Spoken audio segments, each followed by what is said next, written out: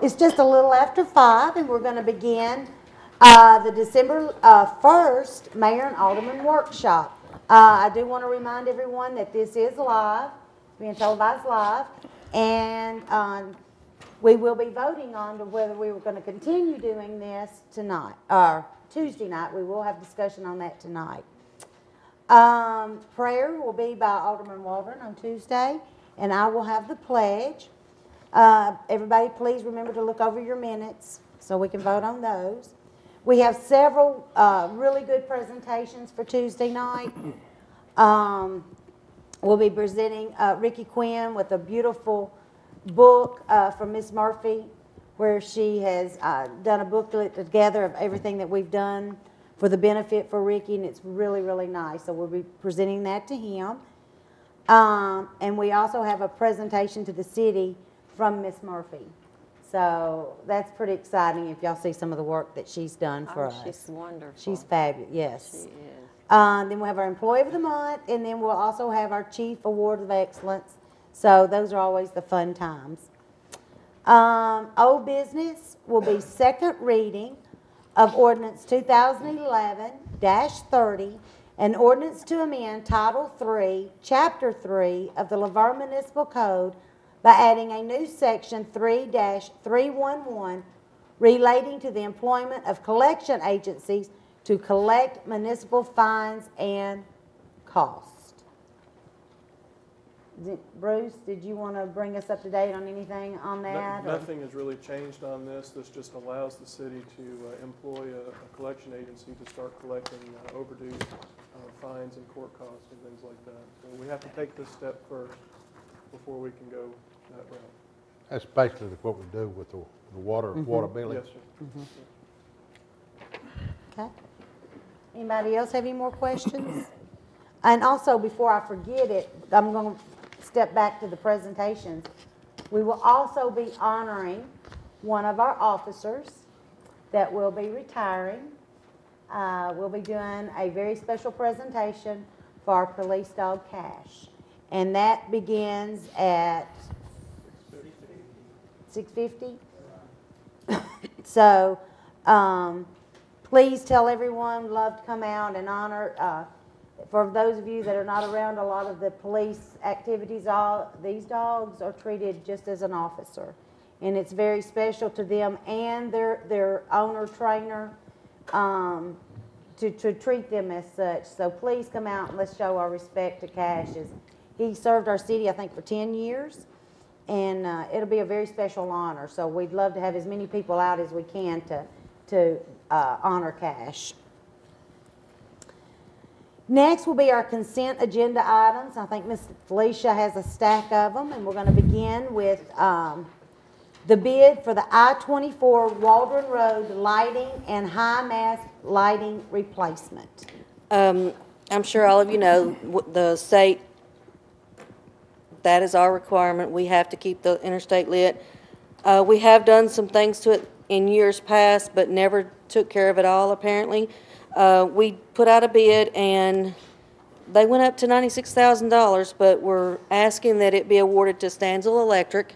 They did get a few things fixed the other day, just in testing things. They've got some working, but it would, at this time, be in the city's best interest to award that to them and get that work taken care of before the weather gets worse, or it would have been good to have it done before time changed, but that is something that I think would be help with safety and everything. Any questions on that one? Any questions? A lot of people have asked me why isn't the state taking care of this? This is not the state's.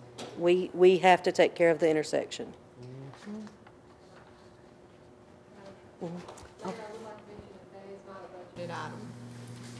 Where's that going to come from? General expenses like that come from State Street aid. It'll have to be a budget amendment. Okay. Because I know State Street A is pretty tight with the. Do we have that in? Do we have enough in it? I will check and see Okay. before Tuesday.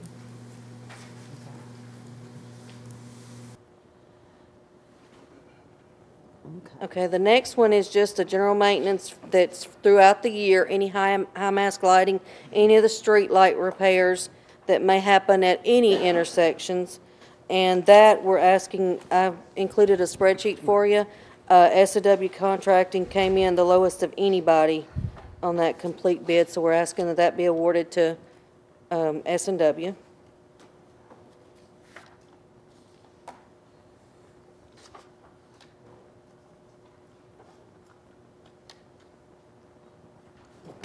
There. Okay, the next one we've got is the cleaning of the water treatment plant, storage lagoon. This is gonna be a one-time thing. Thomas and the crew out at the treatment plant's gonna be able to keep it clean from this point on. But we received 2 bids, and after calls made, Griggs and Maloney, Bill Griggs contacted me, and US Environmental's, everything looked good, so it was recommended that we go with them at $23,000 instead of the $52,751.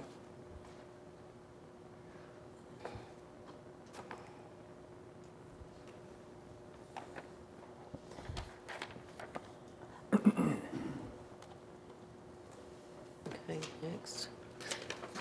I'm getting ahead. Next, I have the grinder pumps. In our code book, we have found that E1 specifically are stated in our code book. We were paying about $1,400 apiece for the Barnes pumps. So at this time, we would like to make the motion and have it approved that we go back to the E1 pumps with Wascon. Generally, we just need the pump and repair kit. Jerry and Greg have been talking with Derek, and they're working on a program to try to come up with a place in-house to actually do all the repairs to the grinder pumps so that we keep a lot of the repairs in-house that are not under warranty. Any warranty work they will take care of. These are warranted for 5 years. Why did we ever get, we were at Wascon when I first We were at came on board. Wascon, previous Okay, supervisor okay. suggested we change to the Barnes and said that we would save a lot of money. And we didn't. Okay.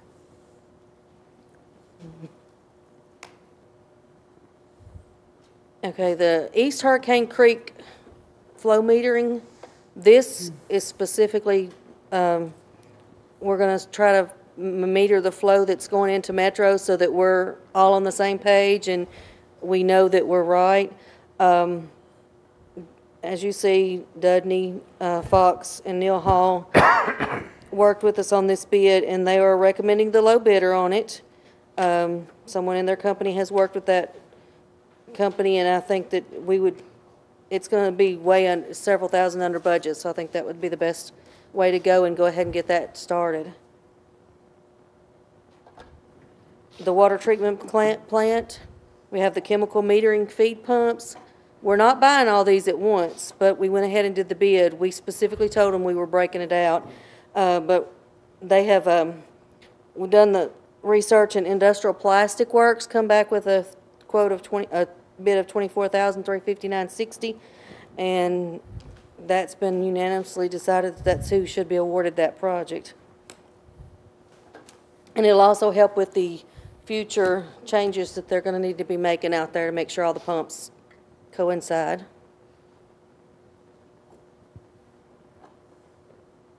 Guys, at any time, y'all stop. Any Y'all questions? ask Just stop. The library needs painting.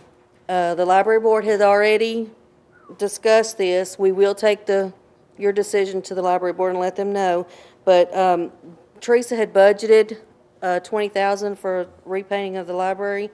Of course, there's a big difference in the two companies, but we did check Sanders Brothers Construction. We checked with several their creditors and people that had done work for them, and feel comfortable with awarding them the job at the $16,982.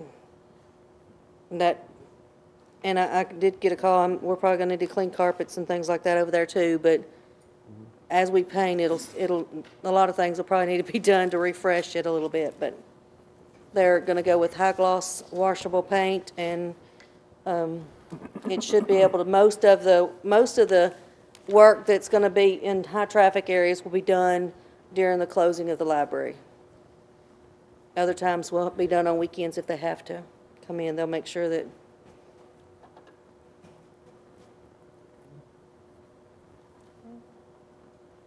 Any more questions? Y'all are mighty quiet. Okay. Well, that's all that I have on the agenda. Thank Okay, you. Thank you, Oh, Felicia. what you been, going back to number one on the lighting deal? Yes, on the sir. Consent, might be a Mr. Skinner question. Could this be done in-house? We've looked at that. What we don't have is the equipment capable of getting us as high as these poles are. Not to mention of the 33 single bulb poles, these aren't the high mast carousel with the 8 fixtures, but the other 33 with one bulb, 13 are completely missing. So in terms of installing those, we don't have an electrician on board with the city. So unfortunately, from a liability standpoint, it's something we absolutely have to go outside to do.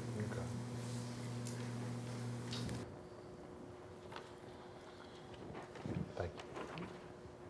Thank you. Thank you. All right, Bruce, I guess you've got the next one. Has Yes, ma'am. everybody looked this over? This is the proposed meeting schedule for next year.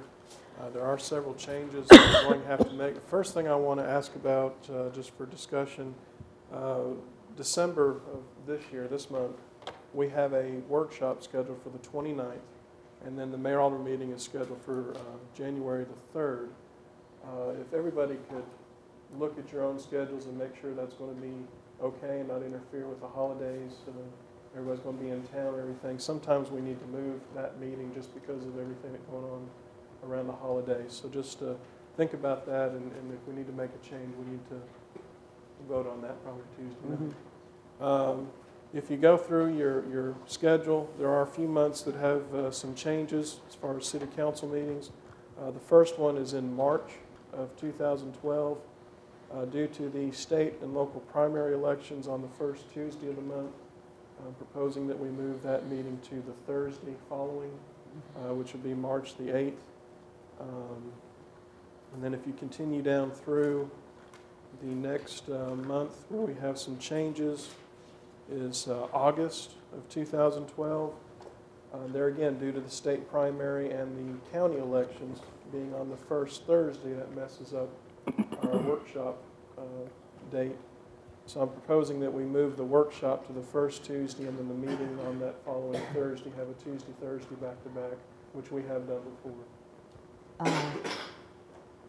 When is National Night Out? That is the first Tuesday. That's a good point. That's usually the first Tuesday of the month, so that's going to be on the 7th. Yeah, I need to change that.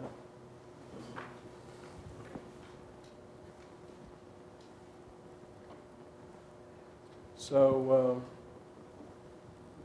I'm not sure what we'll do then, Uh-oh.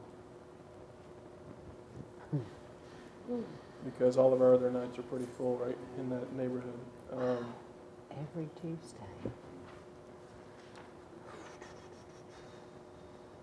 The only other thing we might could do is actually move the workshop back to July the 26th, and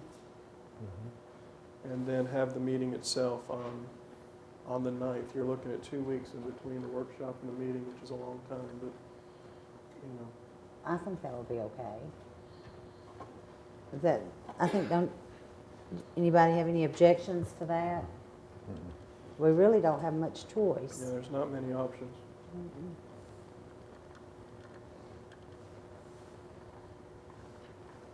So if it's all right with the board, I'll make that change. The next month where we have some issues, I believe, is November, with the city, state, and federal election being on that first Tuesday. Typically what we do when we have a city elections, we'll move the meeting 2 weeks out past the election to allow for certified results to come back. So I'm proposing we have the workshop on the 15th and then the meeting itself on the 20th, which would be when we would have our oath of office ceremonies and things like that. So. And then the month of December and January, we're going to have several changes due to Christmas and New Year's. Normally, the Planning Commission would have met on the 25th of December, which is obviously Christmas. Proposing we move Board of Zoning Appeals and Planning to the 27th. And then that, of course, interferes with our workshop date for January, so I'm proposing that we move that to January the 3rd, and then actually have the meeting itself on January the 8th, which is actually the second Tuesday of the month, because we are closed on the first Tuesday of the month for New Year's Day. So that's the proposed schedule that I've got at this point. Does anybody have any comments or questions or suggestions or changes that need to be made?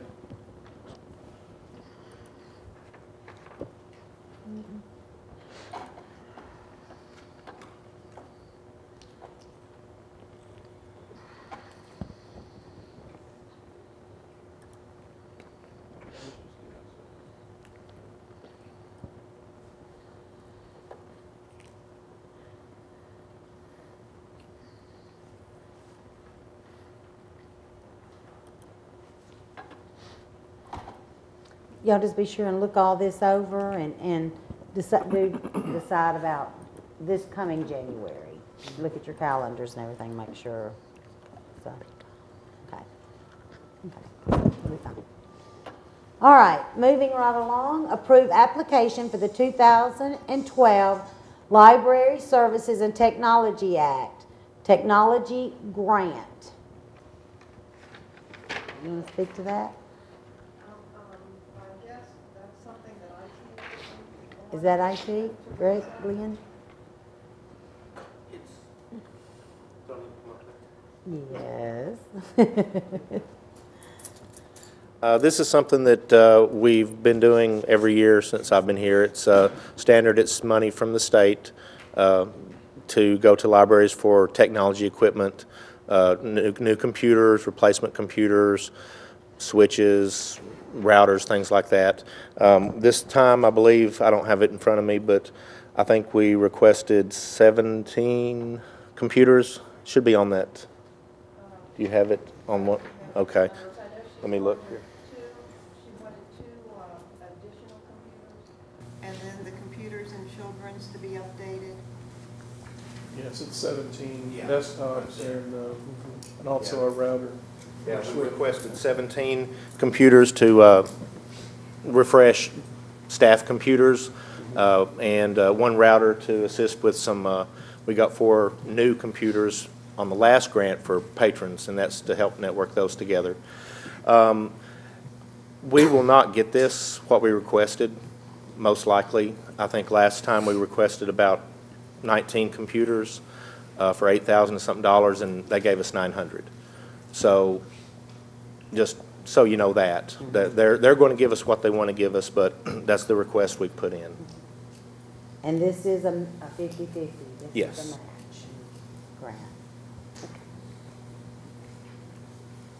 Anybody have any questions? Thank you. Okay. Yay. We have approved final change order for Hurricane Creek Greenway project. I believe this is the Kylie and Phyllis. Mayor and Alderman, this is the one and the final change order. It's the only one we've had on this project. This project is complete.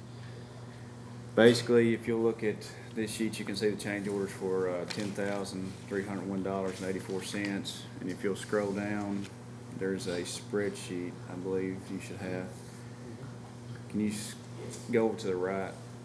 That last column is probably what you want to look at. That'll show you the differences. Basically, what we had though was some items we did use, some items we did not use. We had some items that we didn't use the full amount that was estimated, and some items we went over. A lot of the, if you'll look, most of the stuff that was increases though was in the base stone and then the surge stone. And basically what that is we run into a lot of soft areas out there that undercutting basically wouldn't work because we've just been undercutting forever and been more expensive. We use more surge stone to make a better base to put the trail on, and that's where most of your extra cost is at. And we all, when this Greenway, when we said that we already had this grant, we had to do something with this grant. And when this process started, we knew in the beginning what we had and that chances were that it was going to go over. Now, if y'all want, Phyllis can give us a breakdown of where the money's coming from and all of that if you'd like. The Hurricane Creek Greenway grant, it's a 80-20 match, Kyle? Is it 80-20 or 60-40? The Hurricane Creek Greenway is gonna be an 80-20. 80-20. And with this particular grant, there was $141,000 originally awarded. Now that we went to the actual cost is gonna be $153,000. Our reimbursement from the state will be $100,000, and the city will have to fund the balance. Now, when we budgeted for this during budget time, we budgeted a little over $50,000 for 2 projects.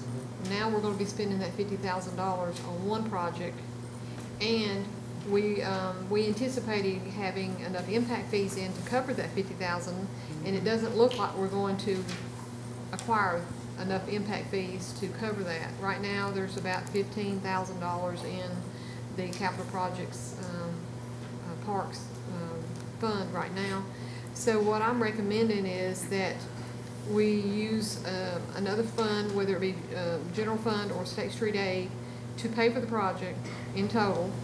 We'll get a $100,000 reimbursement from the state, and then at the end of this fiscal year, we will either have to transfer money from general fund to cover the balance of what impact fees we don't have coming in, to cover the balance, and that will be a budget amendment at year end, because we don't know right now how much impact fees we're going to receive during the year. So that's basically it in a nutshell. And I'd like to add on the second project, because some of you may think, well, we're not going to do the second project. We wouldn't have done the second project anyhow, because it is Hurricane Creek Greenway, and grant we have right now is for $144,000 or $144,480, and that's an 80-20. That's not enough to cover the cost of that project, but we do have additional money that was in another grant that we had to, or we didn't have to, we moved over, or we're going to move over to make Hurricane Creek Greenway a much larger project. So we're working on a TIP amendment right now with the MPO, and that project's going to be more than likely around a $1.9 million project. That'll be an 80-20 split. So these numbers are totally going to change of what we budgeted for Hurricane Creek Greenway in the past. But that is going to be a much larger project. That's going to be probably a real good project for the city. And also, that's where that money came in, where we now have Yes. we had the grant money that they said we didn't, but we do have. Right, and the only option we really had was to shift that money over to a project that we have existing, and about the only one we had was the Hurricane Creek Greenway, so that's why we chose to shift it over to that money, or to that project. So no matter what, Hurricane Creek Greenway would not have been done this year, and it's something that we would have to budget for in the future, but we will have to be budgeting a whole lot more money once we get to that point. Like I said, it's an 80-20 split, so when we're talking about 1.9 million, that's a whole lot of different than 144,000. So Okay. I'm thinking that we're probably about $30,000 short of the Brookside Park project. And it'll be up to the board, if they want to use, the transfer funds from general fund to cover that, or, Right. we basically have to at this point. Yeah. But we need that Hopefully, going into this unless project. unless we get, some impact fees in between now and the end of the year, then we'll be okay. But I mean, this was all discussed when we had to move on to that project, when we found out that yeah, we had the grant money that was given to us in 2006, and we either had to give it up, and once you start giving up grants like that, you're gonna lose you're not gonna get any more grants. we had to have the project complete by the end of this month, or we lost the money, or we would lose the money. And like you say, that would put us in jeopardy in any future grants we'd have tried to apply for. Absolutely. So Kyle, you think we could fund this through other money in the Greenway and not have to dip into the state street aid or general fund? That's what Phyllis is talking about, We will we're have gonna to- have to On this find one. additional On the money future- somewhere. For the future projects, we're gonna have to find money, whether it be from the general fund or, not sure that we can utilize any other fund other than general fund for those kind of projects. So this will be a discussion, a heavy discussion during budget season, how to fund those. And we need to remember that, especially when we, do our retreat and all that, really sit down and get down to the nitty-gritty on these. Because, once again, this is grant money that we've had and had since 99, I believe, on that one. Is Yeah. my year correct? I think on the Hurricane Creek, it's probably, I think it was 99. It don't say on this sheet when we first got it. But Yeah, I yeah. believe it was 99 or 2000, somewhere in that range. Now, the Brookside was 2006, and we had 4 years to complete it. Right, Or not 2000, yeah, it's 2006. yeah, yeah. All right, any more questions? All right, moving right along. We're gonna get down to appoint board members.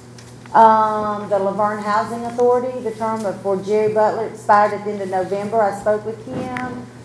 He does not wish to remain on this board, okay? We do need to, continue to advertise this. And we have a lot of board openings, so people might want to consider looking at these.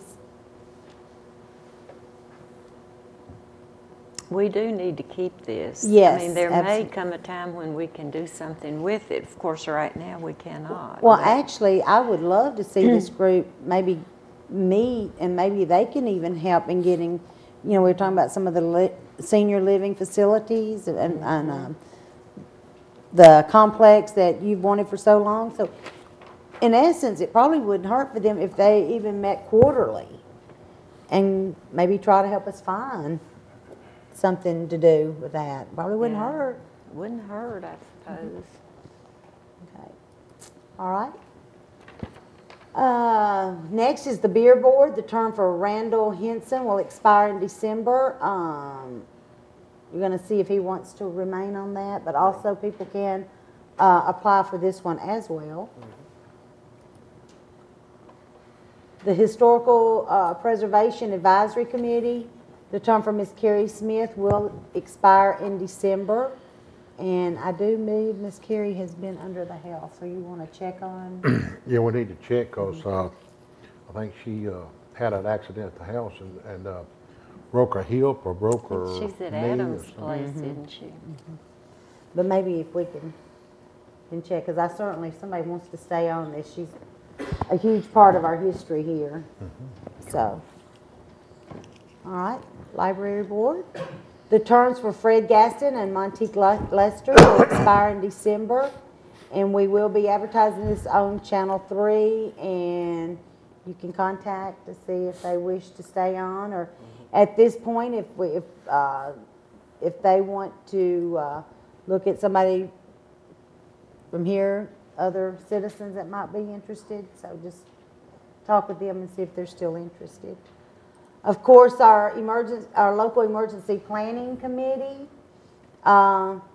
these are positions that are kind of stuck with us, whether y'all like it or not. No, I'm just kidding. Of course, Mr. Skinner, that'll be you, Lloyd, of course, Phyllis, Victor. If there's anyone else in Public Works that you wish to take that place, that's up to you and Ricky.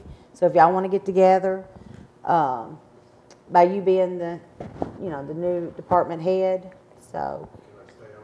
Absolutely, absolutely, yes. And then we do have a vacant for the administrator part, but that will be filled when that position becomes available and filled. All right, stormwater appeals. The term for Mr. Thomas McCormick will expire on December. Mr. McCormick no longer resides inside the city limits of Laverne. As a matter of fact, he lives in Portland.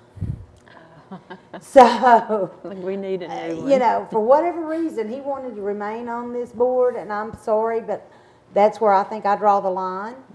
And I prefer to have someone that resides within the city limits of Laverne. This is a good board. We don't meet but once a month. It's a very interesting board.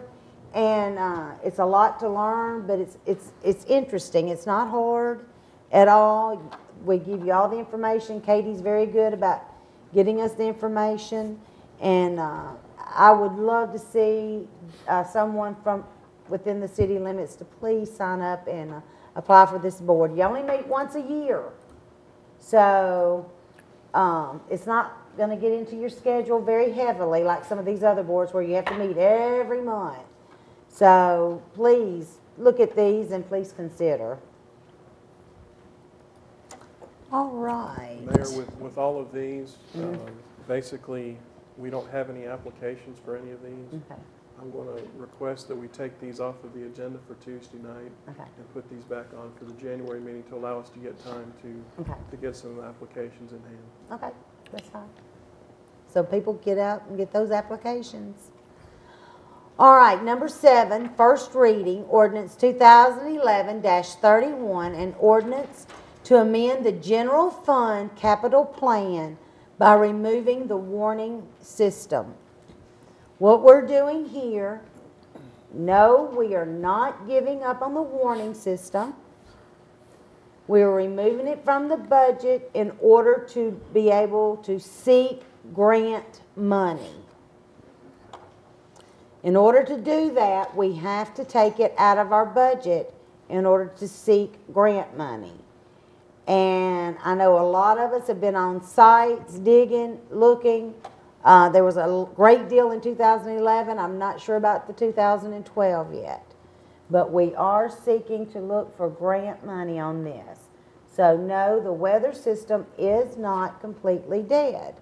We're putting our heads back together and figuring out the most logical way to protect our citizens at the least amount of cost to the city. So do I have any questions on this? All right. Number 8, first reading, ordinance 2011-32, an ordinance to amend Title I of the Laverne Municipal Code regarding the duties of the mayor and the duties of the city administrator. What we're doing here, as everyone knows, we do have an opening for the city administrator. I've been working with the attorney and Bruce. What we would like to do is move the duties back under the mayor. And it's already there. I mean, those are the mayor's duties anyway. We're simply taking them away from the administrator position. When we do that, in the charter, it says the mayor and his or her designees. And what we're wanting to do is keep it under the mayor, but we're going to do it like we've been doing it, where the department heads, along with the HR, handles this. That's what we're wanting to do. If it becomes a department head, then of course we have the assistant administrator right now, and then of course eventually we will have the administrator, but all of them are acting under my authority, and they would be the designees. And this way we don't have to worry ever again about changing this. We will be working on our handbook. Hopefully we're going to be having that done. Keep our fingers crossed that will be coming out January, hopefully February, the very latest, and this will be outlined in great detail, which Fred and I have already looked, and he's looked up some of that, which we do make a provision in that as well, where the department heads, I'm not talking about supervisors now, I'm talking about department heads. Because let's face it, I'm not in those departments. None of us up here are in those departments. We don't have a clue what's going on in those departments. Even as the city administrator, regardless of who's sitting there, they are not in these departments. Right. They do not have a clue as to what's going on in those departments. We've put these people over these departments. If we can't trust them to know if somebody needs to be gone or not, then they don't need to be there either. So we've got to put our faith back into these guys that we're trusting on a daily basis to know what's working in their department and what is not. And so that's, and like I said, we've talked with Evan. This is perfectly legal, and really we feel this is the best solution, considering some of the issues that we have had in just the last few months. An department head, when he has a problem, should never have to beg somebody to do something about it. He should be able to do something about it right then, right there. And if it's done right, Bruce and I should never have to know, other than when the papers are signed. It should be strictly between them, HR, and the employee, period. So that's what we're looking at there. If you have any questions, want to look at any of this, you can feel free to talk with Evan. Y'all can open it up for discussion now. But that's what we're looking at right now. And we have had some issues where the department heads have had to stand there and they felt like their heads were spinning in certain situations, and I don't think they should ever be put in those situations.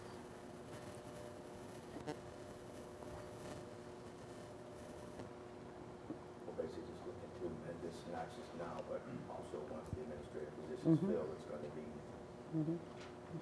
And then really, depending on how we decide in the handbook on the appeals process, that leaves you 2 good appeals, which right now, until we get the thing, would be Bruce and myself, which we could honestly sit back and see both sides if it's an appeals process. When the administrator comes, that still gives you 2 full, because as my designees, if there's an appeals process, they still have the ability to look, because one of them's not done the firing. I've not done the firing. It's between the department head and the HR. So when it comes to an appeals process, you have a good, you have 2 good people that can look at both sides of the comments during the appeals process, rather than he's fired him and then he has to turn around and do the appeals. We've never understood how you can fire somebody and then turn around and let them appeal to the person that just fired them. So but we're going to be also working in the handbook on the appeals process, making sure, along with Evan, that is very legal. We've been very lucky in the last year. Everything's been done. Fred has done a fabulous job making sure every I's dotted, every T's crossed. That's why we pay Evan. If the department head and HR have a question, their first call is to Evan to make sure everything is done legal. If the chief has a problem with an employee, he's in the middle, he's in the line of fire with them, not us. He should never have to come to some of us and ask permission to dismiss an employee, especially in the police department, because that is a very, they're carrying guns. But that's our thought process on that.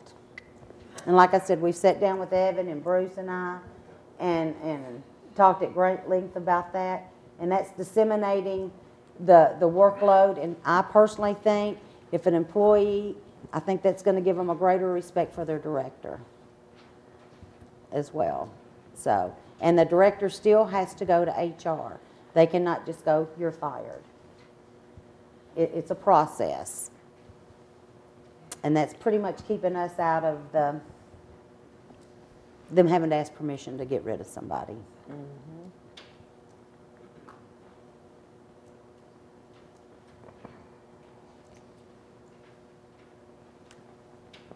Speak up, speak up, speak up. Well, it's a lot to think about.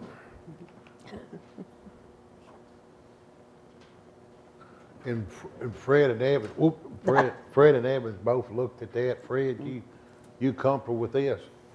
Yes. We've talked about some of the things, including the appeals process. Right now, the way the appeals process is done, we don't make a decision. Nobody's been released without everybody being in the boat on that. And I can come up. Everybody's been in the boat on that.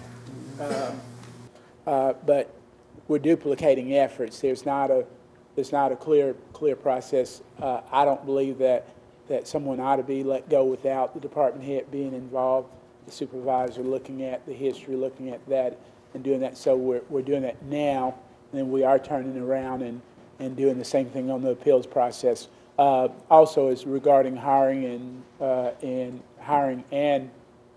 well. Right now, the process for salary individuals, I'm involved in every interview on salaries, and part of that interview process on employees, if we had a new department head, or if we had someone that was not comfortable in the interview process as we're training and developing, I may be a part of it, the department head may be a part of it, or both. Like in codes and engineering, we do that. In the library, a little bit different process, but the department head is always there for that. And then on part-timers, generally the department head and maybe a supervisor there for that. And the handbook allows for that. Right now, currently, we're just talking about making some changes and spelling that out and being more defined in the process. So, and also what we do, I don't know of a single incident in the last 18 months where we've not used a panel process to hire folks as well. So I'm a huge believer that it's got to be more than just one to protect the city as well. And we've done a good job. The department heads, when they've had openings, they've been coming in and been very big in the process of doing their hiring. Matter of fact, we've let them pretty much do that, I reckon. On everything that they've done, they've had, some of y'all, I'm looking at the chief, because most of y'all have had the recent hirings, and I never even saw the applications. So if the department head wants somebody fired, they're the one that fires them? They would, I would still recommend they would go through, it wouldn't be an individual decision. No. I would never, ever do that. We ought to go through and we say, okay, this is, what's the documentation, what's the history, is it egregious enough? Then it ought to not be a one-person decision, not even including HR. You know, I shouldn't have the right to terminate somebody, and the department head and other people are not in agreement on that. Same thing on the hiring. Who will have the final decision? On if there's a disagreement, I would take it to the city administrator. If myself and the department head could not agree, I would take that to the city administrator, to the interim or someone else, and state that. Generally, I haven't had, in the 18 months that I've been here, the reason for panels, you generally can come to consensus on who to hire, and then terminations are totally different. What's the history? Looking at every piece. We've been fortunate. I think we've been fortunate because I do think that we can show where we've been fair with folks, where we've tried to work with them, try to improve before we get to a point of terminations. Throughout the day, we've had 48 turnovers this year, 48. 36 of those, 12 of those are just folks that work summer job programs, so you can take those out, but truly people that have come in and exited. Of the 36 remaining, we've had 11 folks that have been discharged. And on every single one of those, it's not been just a one-man decision. I wouldn't ever recommend us do that. And even back before we hired the administrator, what we were doing even back then, the department head would come to you, look over the information. Generally, we sent it to Evan, making sure we were doing everything.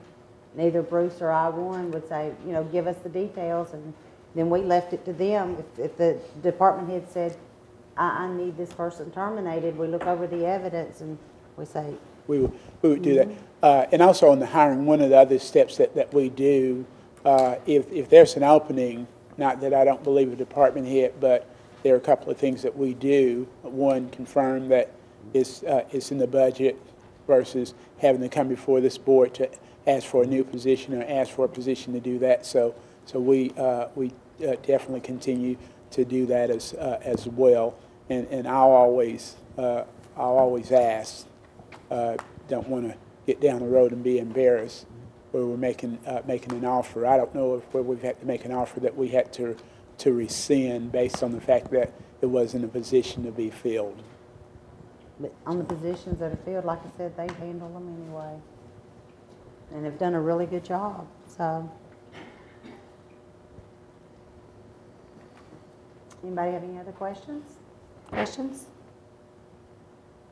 We're talking about shoring up the process and writing it differently and making sure that we know, same process that we do now, how we go through applications, how we, we've got one position that Mike is interviewing for now where we had 65 or 63 applications. I'll go through every application first, and I've done that since I've been here, and I feel like it's my job to go through some of the things that we may do. For example, in those 65 applications is an application that previously worked for us has been discharged. That application is not going to be considered because we just discharged that person. Now, what I did with that, if I can use him as an example, for that administrative position, I think I gave him 11 applications that I thought were the best based on the job description and things like that, and said, here's who I think are the best. Here are the other 54, if you want to go through that and look at those. So I didn't leave those out. Sometimes it's more than that, because there may be something that I see as an issue he may not see.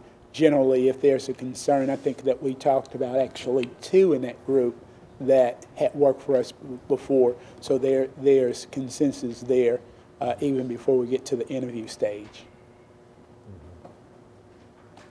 And that's important also because sometimes we have litigation. We've had a couple of things that we've had to fight through the EEOC, and probably had we used the same process, perhaps we wouldn't have had an EEOC charge. I think that we were successful in that. That's not gone any further, but it's just one of those where there wasn't a whole lot of thought in the interview process, and when we opened up the door, then that person's claim on why they were not hired is different than what really happened. And I think during that mediation, Evan was there as well as other counsel. And that was prior to this board, so. It was. So. Okay, any other questions? All right. Thank you, Fred.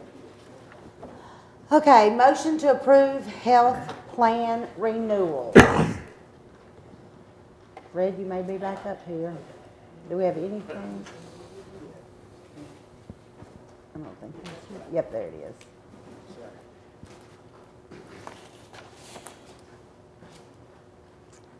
Basically what this is, as with last year and each year, we've talked about this before, we made the decision not to bid, again this year, not to bid out the group medical benefits. Our reason for that is that we just changed networks last year. We went to Cigna PPO. Some of the things that, as a result of that, we've got a reduced fixed cost going into this next year, just keeping all plans the same. Just on fixed costs, we'll reduce that cost by $196,000 and some change. The network's wider. We've been able to get lower costs. Even the fee per employee, last year we paid to process, access, et cetera. There's an administrative fee. Last year we paid $17.10 per employee per month. With the new plan, we'll be at $13.50, so a savings of $3.60 per employee per month. Some of the other things that are working for us, last year, because of the high claims, we've had better claims management. I think through September are the last numbers I've received. I should have numbers through October before Tuesday. We're $700,000 improved. So our claims management has been much better in the past year as well. So overall, we should have a pretty substantial savings on costs and claims, maybe to the tune of $500,000 just by staying with that. And Cigna's been really a great asset. Last year, we had to pay a laser on one employee where the claims were, we even had a couple of sickness and some things that related in the passing. So we had a laser on one employee of $150,000, which means that before any money comes back to us, we have to pay on one employee $150,000. For every other employee, it's $40,000, and then the second policy comes into effect, and the city gets that money back. We'll be able to reduce that laser fee from $150,000 to $65,000 for this next year. So we really are moving in the right direction with the plan. Sounds good. That sounds real good. Any questions? Questions? Ms. Rachel, I got it. Thank you, Fred. All right, discussion, light detection at Veterans Memorial Park. Ricky. This is more of a FYI, and I guess I asked for some permission too. As part of our warning system before, the initial thing that had started that whole project was the lightning detection for the park, for the ball teams and stuff. Not only just for the baseball facilities, but the football as well. This is going back. I've sent out some requests just to get a rough estimate back. I've gotten one back, but what I'd like to do is, I've talked to Jeff a little bit today, is have a meeting with Jeff and maybe bring some other people from council in and involve more of the Parks and Rec committees, advisory committee, to see exactly what it is we want to do with this in the park, and then just put this out for RFP. And now this is just strictly for the lightning inside the Veterans Memorial Park, but we would like to ask for the permission of the council to be able to put that out for RFP. Okay. And when's your next Parks and Rec board meeting? We're meeting in Okay. January 21st. Well, you and Ricky and Jeff kind of get together and put y'all's thoughts together, if you don't mind on that. Anybody on the board? What we're wanting to do something, we figure the lightning detection because of the ball fields, with all the fencing and all of that, it is a way to protect those children at a very minimal cost. And, so that's why we said we're just going to start there. I'm going to just throw this out here. Again, sure we don't want to bring up the past 6 months, but we started talking about it tonight. When we got to last month, when we had our vote, and it went from, we were going to potentially look at something. I mean, at the very least, I think this is what should happen in the park. If you said the one system's not it, maybe there's something out there, maybe there's grants, maybe there's something. Well, that's what, we're continuing with the grants, Well, yes. I guess my question is, what I'm heading to this is, the infrastructure was the big cost of the warning system, correct? Yes, sir. The actual sirens were not good. Right. $28,000. Yes, sir. Piece. The tower sites run 25 to 27, depending on how many cells we were talking at each one. I know the wishes of the board, and I heard some comments last month, well, we're not gonna put a partial system in, and we're not, and I respect that, but again, there is some positive things to the warning system. And I just, by putting this in, and if we find something, are we going to then, you know, is it going to duplicate what we already have in, or can this go in conjunction with? And that was one of the reasons that I wanted to meet with Jeff and the Parks and Rec. This would be strictly just if you remember, we had grouped like 3 different projects into one for the warning system, which part of that was a module for lightning detection. Lightning detection kind of falls in a separate category anyway than all of the weather warning and the automated warnings that could come from the police department's dispatch or from personnel in the scene. So it was a standalone that had been brought into that as a package. The lightning detection package alone, when we put that in there, was running, I think, around $20,000 and then $3,000 a year for the service.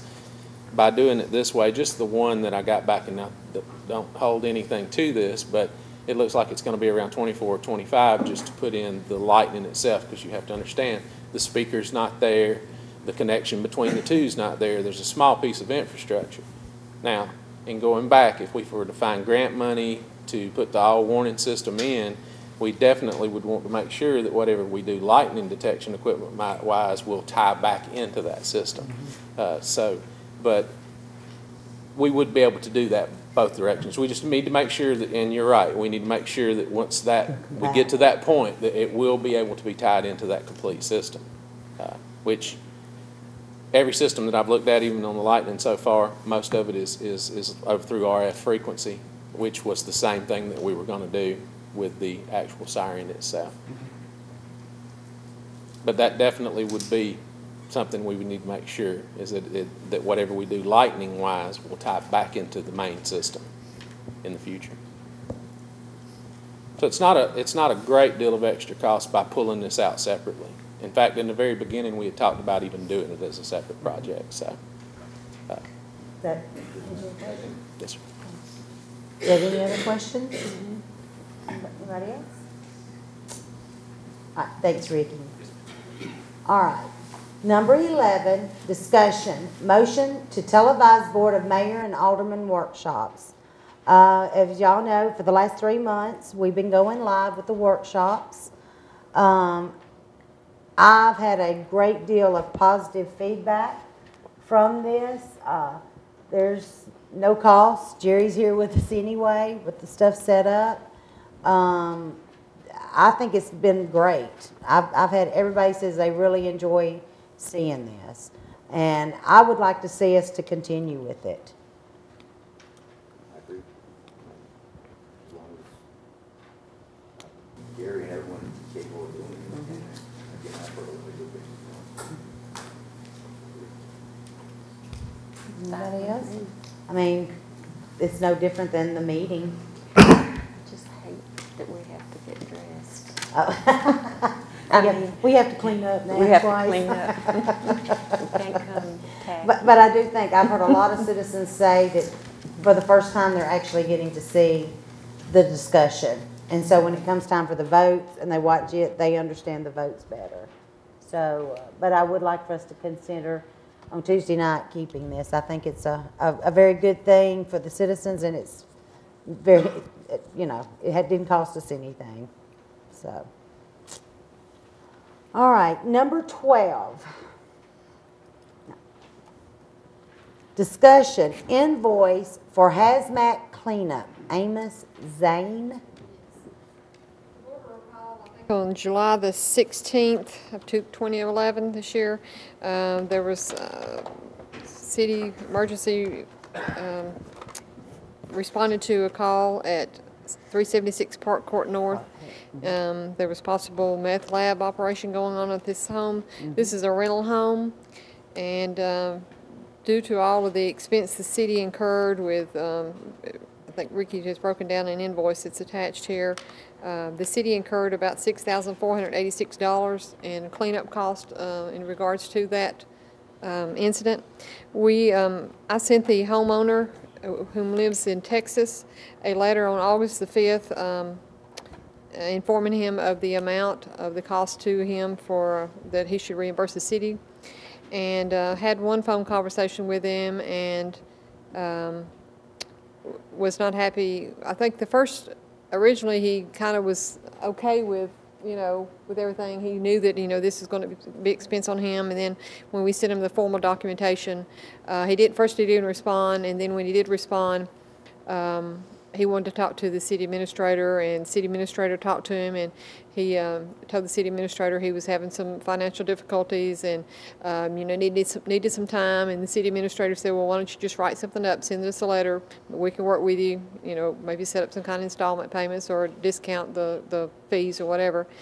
And so when we did receive the letter, he basically said that and I think that there's a letter attached, that situation's gone from bad to worse with the recent events over the tenants at the 376 Park Court. He's, you know, of course, he has the loss of the rental income, and basically he says that he doesn't see that he will be able to reimburse the city anytime in the foreseeable future. I just need some guidance from the board whether we need to turn this over to Evan and let Evan run this through the legal system, if we want to My opinion, you're not talking about something minor. This was a meth lab. This was serious. And it was a great deal of cost. Personally, I would like to consider us turning it over to Evan.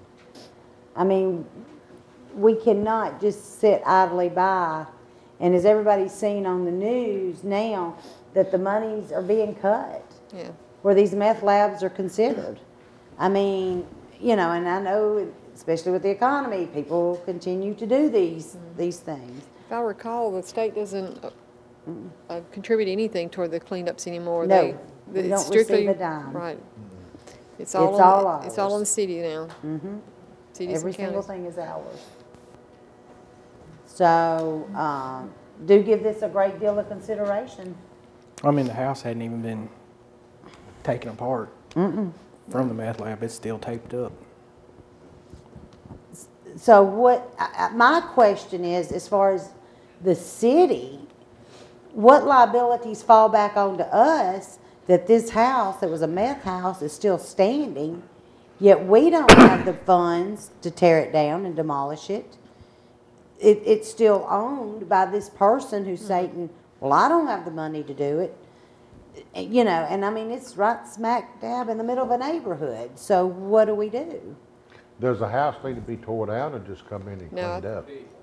The actual cook itself was being done in an outbuilding in the rear. That building does need to be properly destroyed. The residence itself, I would say, is easily salvageable. The actual cook was done outside, brought inside, and then packaged inside of an extremely small closet. I would say just some light renovation to the house would put the house back in where it could be back on the market or occupied.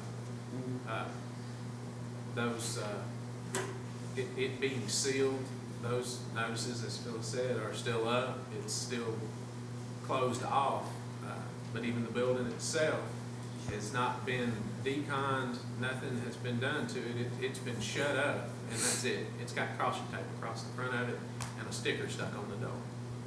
So it's able for children or anyone just to wander into. The actual chemicals used for the cook at that time were removed by the meth task force. That's about the only service that they are still providing us, is they will remove most of the chemicals. But is there a legal way in a situation like this that we can put liens on these places? Like if we go in and we remove, I mean, I'm sorry, but if I live next door to it, I have grandchildren. You know, I wouldn't. The process, and actually what's in the notice that's put on it, that the Tennessee Meth Task Force gives us to put on the residence or on the structure, it actually states in there that we have to have in order for them, they'll have to go back to the deeds office and show that they've had an environmental cleanup company properly clean that residence or building before they can even go back and have that property. It's basically being, I wouldn't say that it's having a lien by the state put on it, but it can't be occupied again until they have paperwork from an environmental cleanup company. This is what I see. I think right now, since we've been brought into this situation, the chances of it happening again are probably good. I think not only do we need to figure out how we're going to address this, but I think how we're going to just address this should it happen again. I think we should have some procedures in place, and I think that's really going to be a big part of legal here. What we can, what we cannot do, and I mean, we need to have something in place should this happen again, that this is what's going to transpire. That's my thoughts on it. What I like for Evan to do is check and make sure that we can put a lien on that property. And if the city's got to pay to clean it up, we put a lien on the property, whether the city will have an avenue to get their money back. Sure, check on that. I think you are talking about two different issues. You're talking about setting up a process for dealing with a piece of property that otherwise ought to be condemned if it's not going to be in a habitable condition. And then you're also talking about collecting the money that we spent cleaning up the meth problem. So we've got two basic issues here. Right. And what I'll do, I'm not familiar with meth labs and cleaning up meth things. I'll have to research that, and I'll check into it. Yes, sir. If somebody, kid, went into there or whatever, how much more potential liability would there be? I don't think the city has any liability in that stance. We've done what we're required to do in terms of cleaning it up and that sort of thing. The liability would fall on the owner of the property in this point. Now, that's not to say in this universe that we couldn't get sued over it, but I'm telling you at this juncture, it's not something where I see the city would have significant exposure. Now, with that being said, the last thing we want is to have a city full of taped up houses because of methamphetamine. Exactly. So, like the mayor pointed out, I think we need a way to deal with this in the future so that we know exactly how to deal with this, and I'm just not sure how that works yet. Yeah, we'll have more. Oh, we've already had 3? But when you, It's generally not a rental situation, it's an occupant and owner, and that is handled a little bit different. This gentleman, I think, is in Texas, it's a rental lease property, and that's where we're running into the issues. Right. when you consider this item on Tuesday, you may want to think about, when you say turn it over to me, let me know exactly what it is that you want me to do. Okay. If you want me to sue him, then we'll sue him, and we may have to sue him in order to be able to get a lien on the property. I just don't know yet, but y'all just let me know what you want to do on that. And we do need to stick strictly to this one in our motion, but we do need, maybe next month, come back and maybe have it on the agenda for next month to start doing some kind of process. But on this agenda, we have to deal with this particular property, so. Okay. Okay, thank you. Thank both of you. All right, number 13, discussion, computer-aided dispatch, which is better known as our CAD system, and records management system for the police department. Hi, Chief. Hi, Mayor, Alderman. This is not a presentation as such. I asked for this time tonight to bring it to you to discuss in a little more detail with a little more background than you've had before. We have a system that, even though it's televised and the public can see it, we're not advertising, so I think I could mention a corporate name, and that's Arconics. Arconics is a smaller, less well-known agency or corporation that supplies software and, in instances, sometimes hardware for law enforcement, fire, EMS, et cetera, for computer-aided dispatch, records management, et cetera. You can't talk CAD or computer-aided dispatch without tying it to records management. Not in today's world, because it just doesn't work anymore like it used to, where we can just simply go out and look at a few pieces of paper and give you some numbers. Now, what I'm going to tell you is not necessarily comforting, because I'm going to be bringing you the same thing next Tuesday. But the report you've been getting from the police department on activity and events is not necessarily correct. It hasn't been. I started asking questions about it. I've been giving you those same reports, and there will be one Tuesday, but they're not accurate. And the reason they're not accurate is because of the software we have. The software that's in place, I'm told, was purchased back in 2004, early 2004. It was a small company called ETS. ETS later then was bought by Arconics, which was a company that had not necessarily been involved in CAD software, but purchased it and started modifying, and later came with a new version of it. That new version is not a well-known, recognized, useful tool in law enforcement, fire, or EMS for any of the above. We have seen one demonstration by one supplier of the software. Previously, yesterday, we saw another. They're both very good systems. One has a few features that we kind of like more than the other because it's much more user-friendly, user-defined, rather than having to hard code or write hard code for the software itself, which means a programmer using zeros and ones, actually telling it what to do, when, and how. When one thing led to another, which really started me looking, is when I asked for some information in October. I had a lady who owns a rental property in one of our subdivisions, and she asked about crime in that area. And I started asking for information about that particular area there, with about 4 streets surrounding it, where this property was, or very near it. One thing led to another, and after several days, Andrea was able to give me some paper. That much paper. Now, this much paper is in tabular form.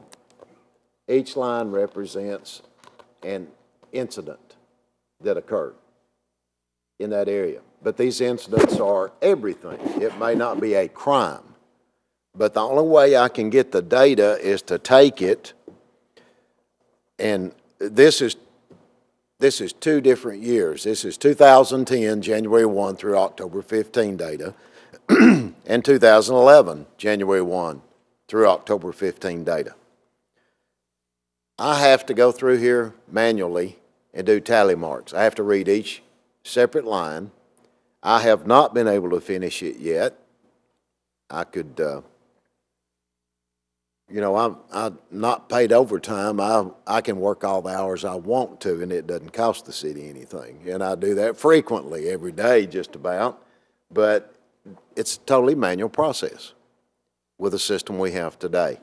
Now, this was discussed with you, I think, back during the last budget planning session about the potential need for a new CAD system. But I think you were told, if I'm not mistaken, to the best of my memory, sitting in on those same meetings, I believe it was somewhere mentioned maybe around $50,000. What I'm here to tell you is that won't come close. Not for what we're going to have to do. We're going to have to replace CAD. There are some inherent issues. And when you talk CAD, you're talking about records management combined, because it's all one huge big package. We're also going to need to change some of our servers. 50,000 might get us a pretty good start. Glenn's here, TJ's not, but 50,000 might give us a pretty good start on servers maybe, but not totally. Because we're going to need backup servers.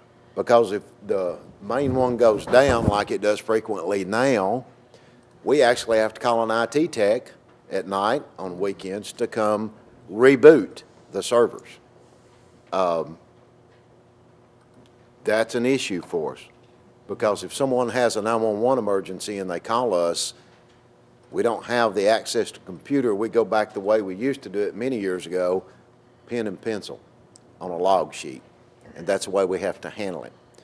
And in today's world, that's not acceptable. The citizens expect a lot more from us than what we're able to provide. I'm going to hit just a few highlights, but I want you all to hear enough to know that down the road we're going to be coming, especially when we get to the budget planning portion, and possibly between now and then, but you need to know some of the issues that we're dealing with. I can't readily tell our supervisors you need to look at data to determine how you assign people, where you assign them, when you assign them, etc.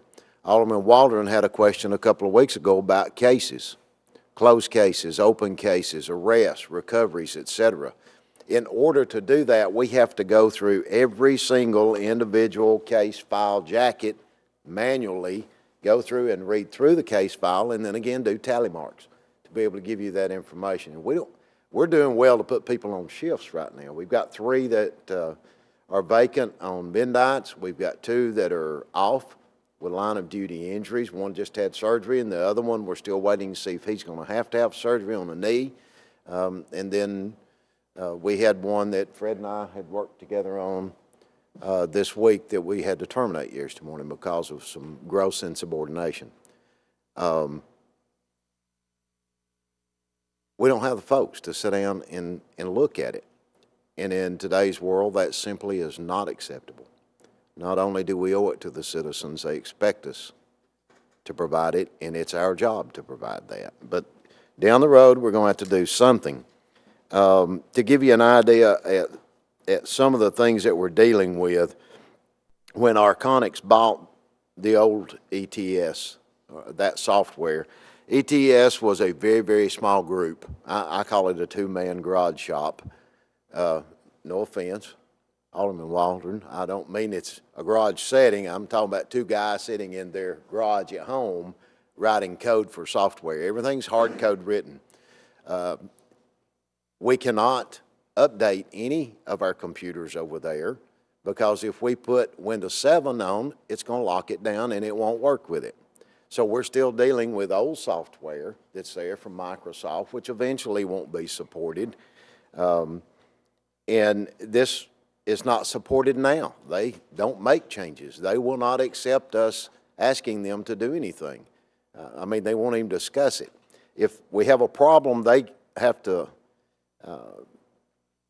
come in from the outside and look inside our box from Virginia, and they can't see anything to fix, and they have to huddle around a room because there's actually no documentation of the code that was written. So they're kind of flying by the seat of their pants, so to speak, trying to figure out what they can do to do this. When they try to fix one thing, then it tears something else up, or 15 other portions of it. Just an idea of some of the things that are really critical. We lose 911 calls. We've had calls actually drop, and the dispatcher didn't realize it because it would close that window.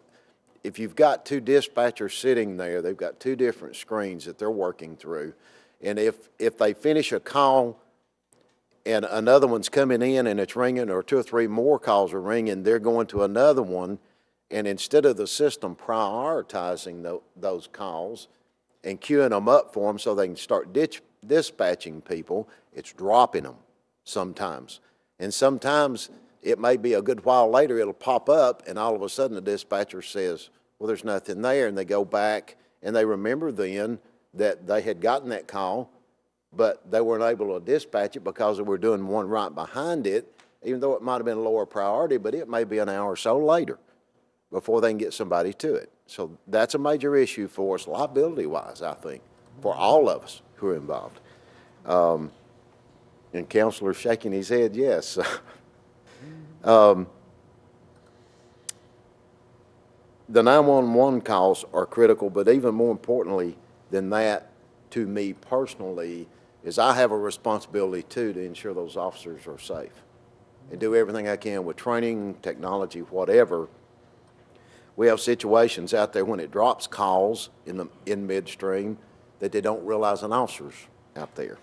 If there's an alert because an officer's been out too long on the time cycle, it notifies. But it notifies with a pop-up that's not readily identifiable. It's not audible, so it's like an alarm sound. That could be a major issue if we've got an officer who responds to a scene and someone pulls a weapon out and shoots them, and we don't really know about it for a good while.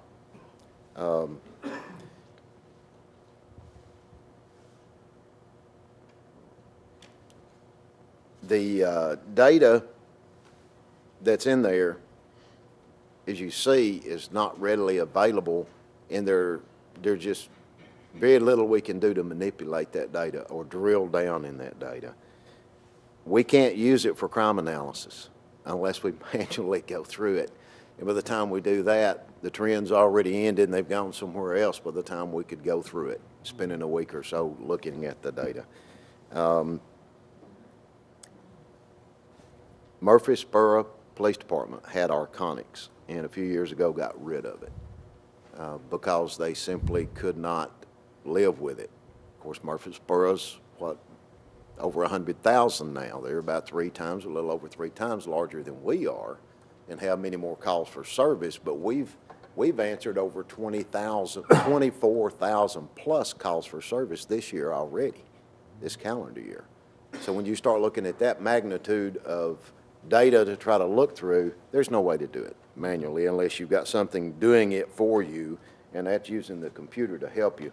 We've had cases that indicated that they were expunged or they were expunged for absolutely no reason. And it takes an employee almost full-time to sit and go through and just do the expungements that we get in from the courts for different things and different reasons.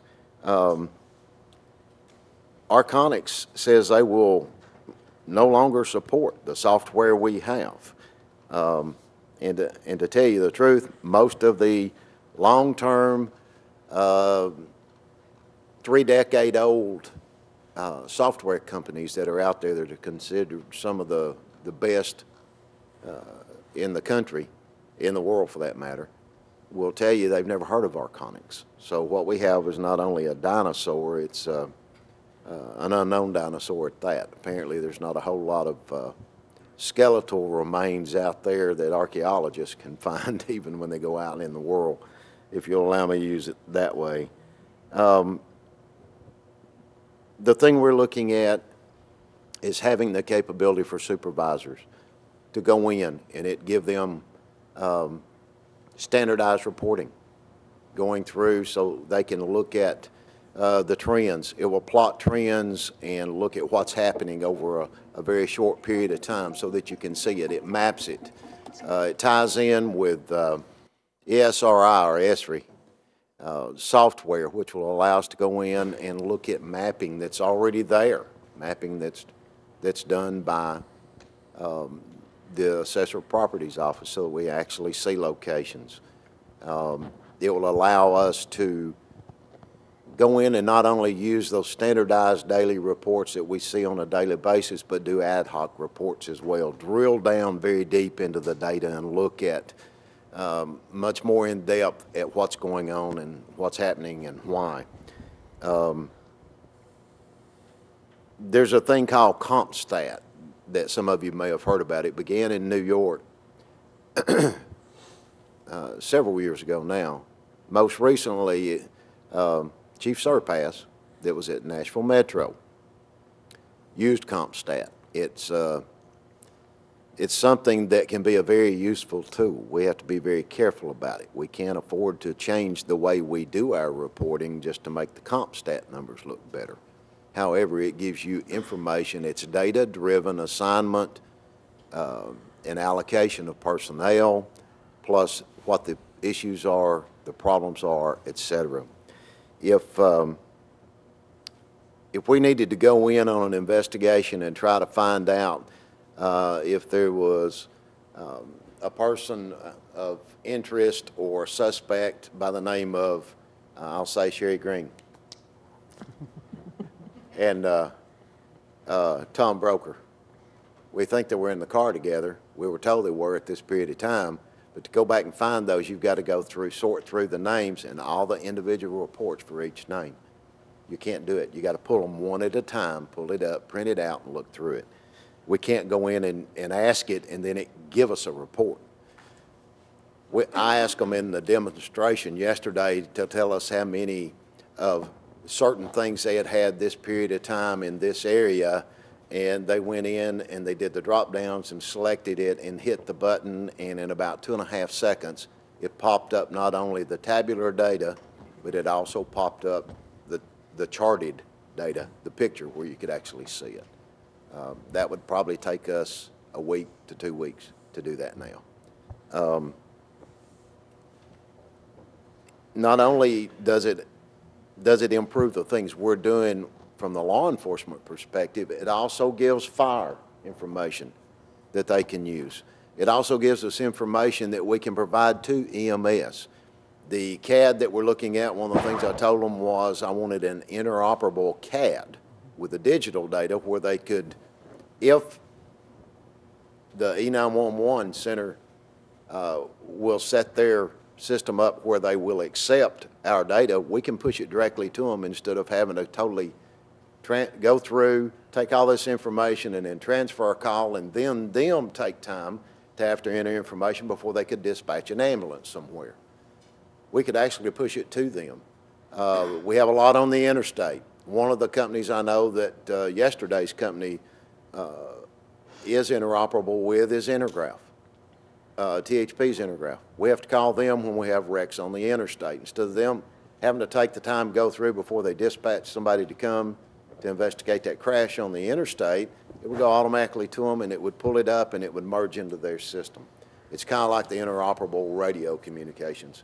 It's just doing it digitally with the computer data.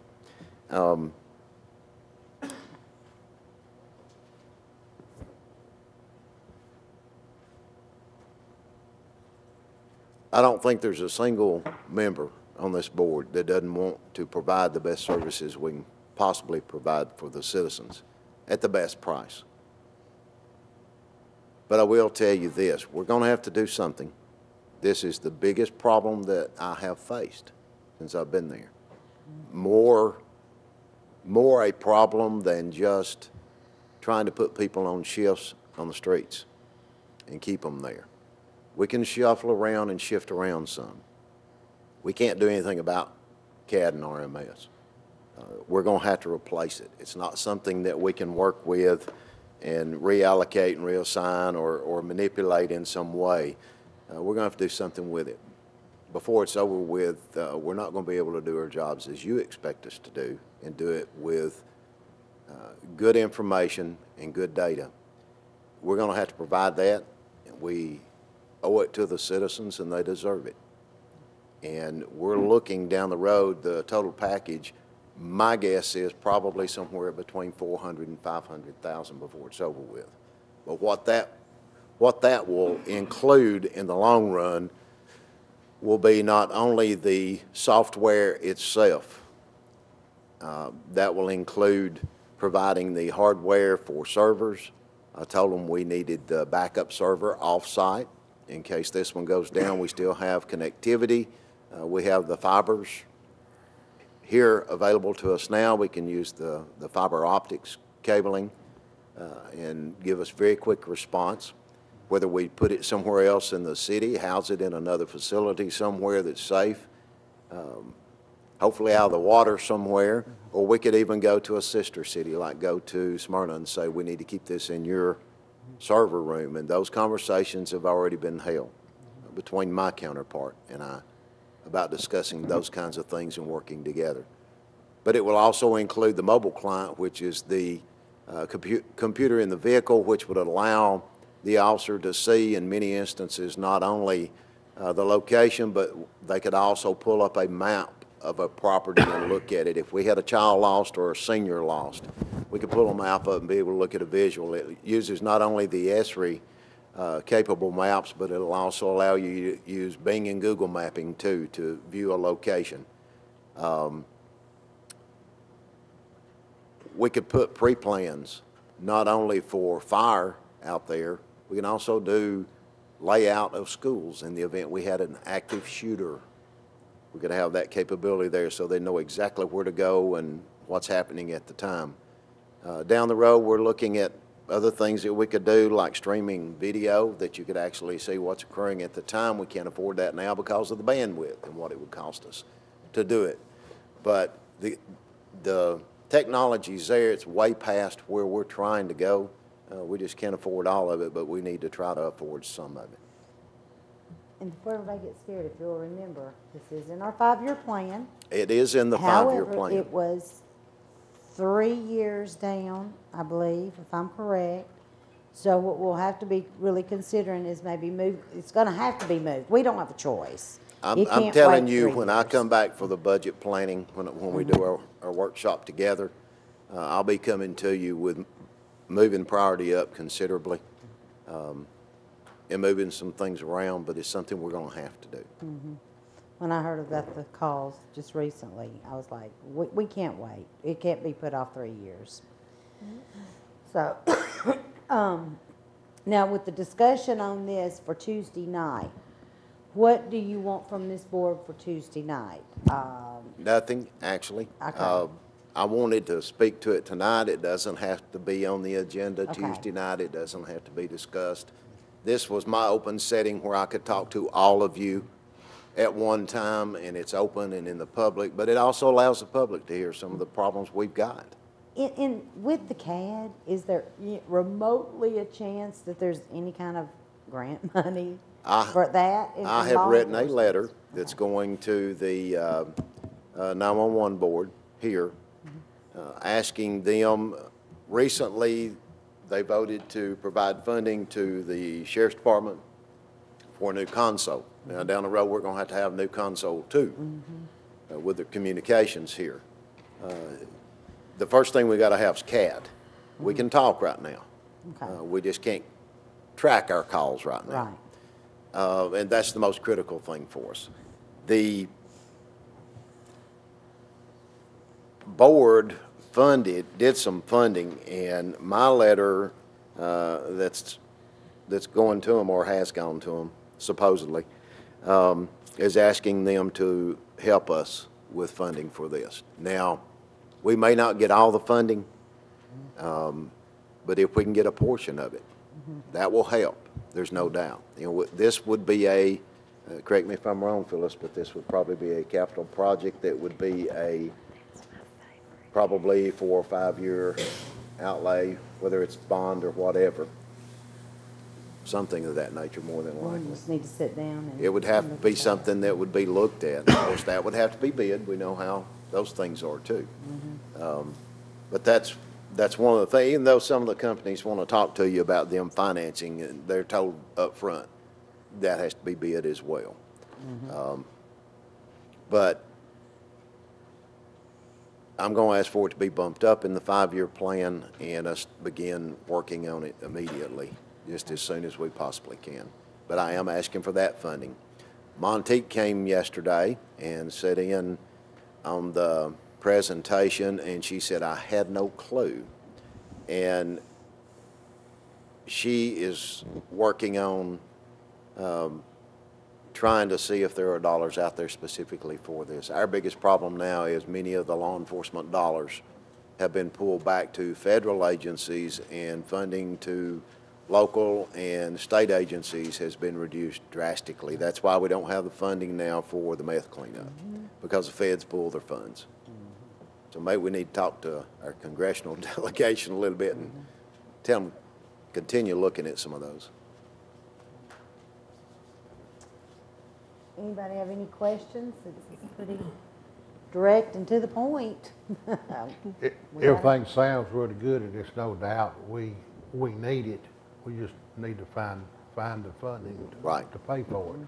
Right, and I'm going to look too between now and then at, is there anything we can shift here and there in what we've already discussed in the 5-year, and that's down the road. That's not tonight, and that's the reason I say we don't have to discuss this Tuesday night. I just wanted to have the open forum with you all. But we do to be need able to to talk start, to you. if you and I, Phyllis, whatever, start trying to figure out some, maybe moving around some things, what we can do and move, and looking for money. I mean, it doesn't cost us anything to look. That's true. So- That's true. I think the Yeah, we're looking. Chief made a good point, prioritize things. What's the most important? And it may be that the money's already there, that we might have to shift something around. It might be, what's most important to us now. I think my biggest problem right now is, of course, the biggest ticket item is our personnel costs.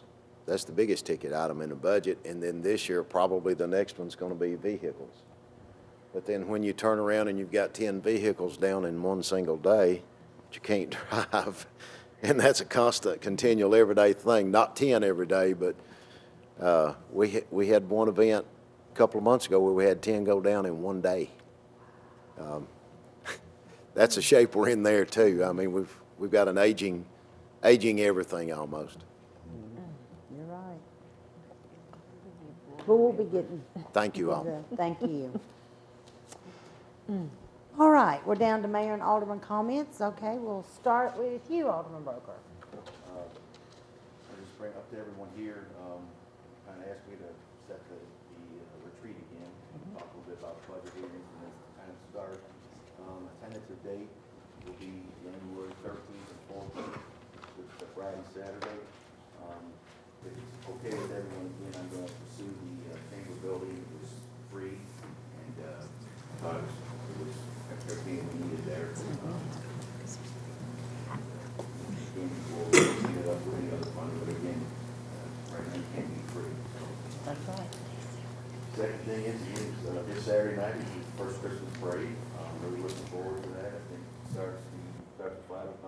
questions, there's still room to get in the break, and second. Just hope to see you come back, have a lot of fun. That'll come down here and we'll have our Christmas tree light. Hot chocolate and cookies. Alderman Walker? I really ain't got nothing tonight, just everybody be safe and stay warm and be back Tuesday. Okay. Oh, Vice Mayor? Nothing tonight. Alderman Green? Not really. All right. Well, I have several things. As everyone has noticed, and I'm sure has read by now, we did have Mr. Mayor did resign.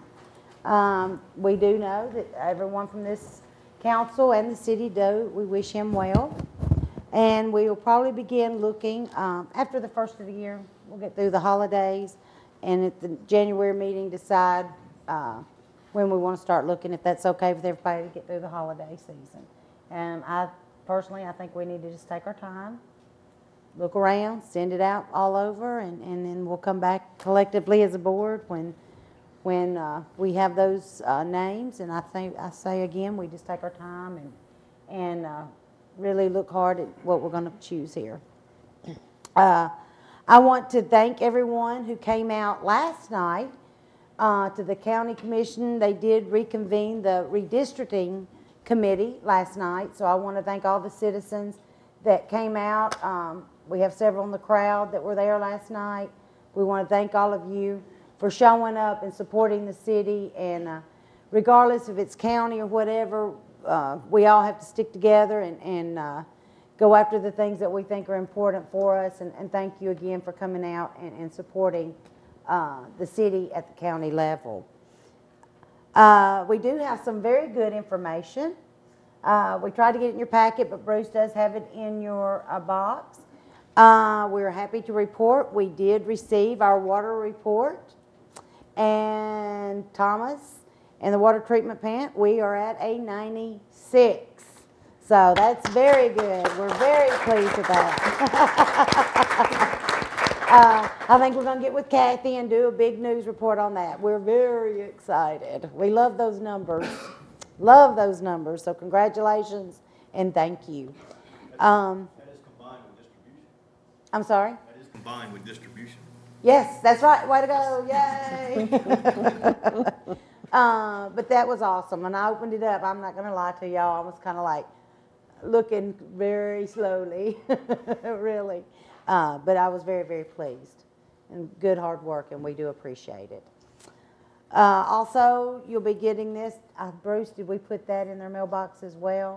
We did receive a letter from Metro Nashville Sewer, and the sewer rates went from $1.27 to $1.33. Wow. I thought it was $1.33. You sure? I thought it was 33. We're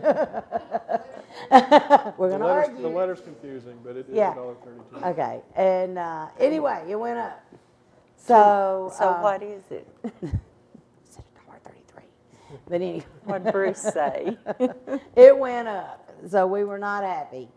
But we will get those in your mailboxes if we hadn't already.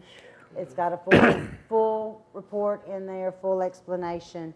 I'll be honest with you, I was not really expecting it this quickly. But it is here, and from what we're looking at, I think we're fine with the adjustments that we've made. We've got to make sure that all these, that has any seepage and all of that, and we were just talking about the meters and all that, we've got to be very careful there. Any overages, it's gone up, I think, what was it, $1.65 for all the overages. So we've got to be very, very, very cautious there, but I will make sure I got those letters today and that y'all have all those in your packets. And we'll make copies for anybody that wants copies of those who do not realize they're going to do this, and they said they were going to do it, and they're doing it. And they'll keep doing it. Yes, yes. They will continue. So I think we're going to be good. We're going to be okay there with what we've done, so I think we're going to be fine there. Again, come out, everybody, Saturday night to the parade. We're very excited about that. Bring everybody out, hot chocolate, cookies, Santa Claus. And thank everyone for coming out tonight, and we do appreciate it. Oh, and they will have a little small fireworks show that has been donated to us by B&B Fireworks here in Laverne. It's just a little simple show, but we thought that would bring in the Christmas season with a little spark, and we're excited. You'll bring some toys for. Yes, yes, yes. And if you're coming to the parade and you're going to drink hot chocolate, it wouldn't hurt to bring a toy or two for the toys for our police that's going to disseminate those out to the needy children here in Laverne. All emergency services are going to be working together. The most fun last year when we were delivering them, we caught a call, so a bunch of us got to go on a call with the fire engines with a truckload of toys, so that was a lot of fun. But everybody, please, if you got just an extra toy or an extra $1 or $2, if you can just throw it in there for a needy child, we would certainly appreciate it. And we thank everyone again for everything that you do. Staff, great job. We're very proud of y'all, and thank y'all for everything that you do. Do the toys need to be wrapped? Do the toys need to be wrapped? Box? No. Probably No. best for them not to be wrapped, so they know when Okay. they're going to. Okay. So you don't even have to wrap them. Good. Okay. Anybody else? Thank you all. Meeting adjourned.